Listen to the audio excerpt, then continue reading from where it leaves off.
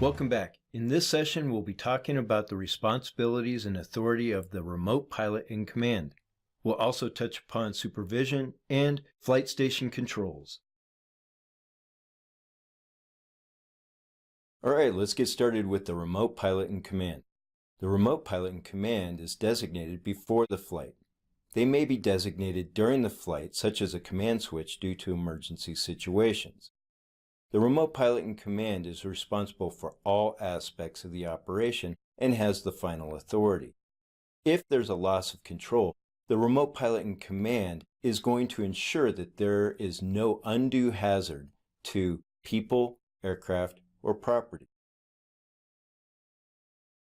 With regards to the flight controls or the control station, no person may manipulate the flight controls unless they have earned an SUAS Remote Pilot in Command certificate, or the person is under the direct supervision of a remote pilot in command, and the remote pilot in command can immediately take control if necessary.